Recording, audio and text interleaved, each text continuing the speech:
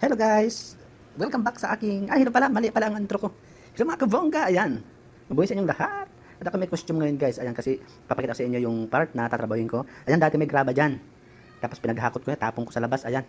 Kasi nabili na yan, kaya lang, hindi pa nakukuha kasi busy pa daw yung may-ari. Yan yung may-ari dyan, yung mga, may landslide. Pabalik ko ulit, pakita ko yung kahoy. Tapos mga halaman, ayan.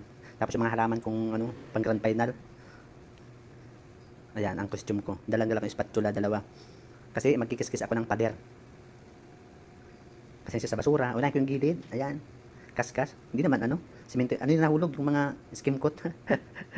hanggang sa baba. Ayan. Naalala ko tuloy si Pambong. Yung nag-skim coat siya sa bahay namin sa probinsya sa Zambales. Ang basura yan. Tanggal muna, pasensya. Alam mo yung paggaganto, pag-construction. Wala akong experience. Puro tingin-tingin lang. Basta may ano pag may araw na magagamit ko nito pagtingin-tingin ko. Nilang naman ang kaya ko sa construction yan, pangaskas, tapos paghalo, paghakot ng ano semento, pagpintura. Pero pagpintura hindi ko pa siya ano expertise, parang patyam lang ako. So ayun, dito ulit sa kabila. Kasi kalahati yung titirahin ko ngayon tapos mamaya yung kabila naman. Dapat dito sa pader na to, nilagyan to ng ano yung pure na semento sana. Harap lang kasi to, kaya kailangan kaskasin.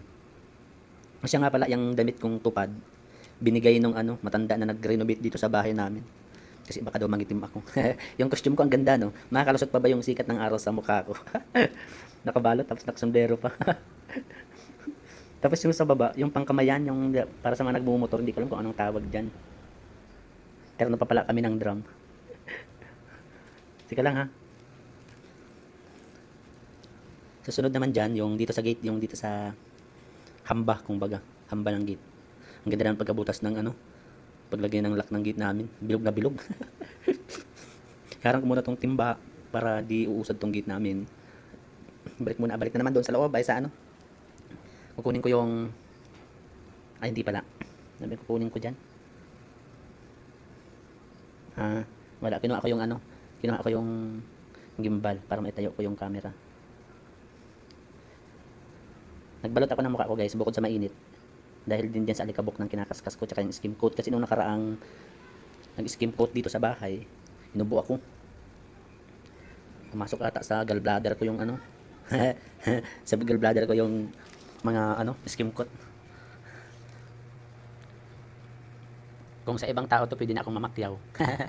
Kasi napansin ko yung mga nagpapataw dito sa ano sa Bulacan, hindi naman sila masyadong pulidong gumawa. Basta nagawa lang tapos may mga plano nga sila na hindi nasusunod.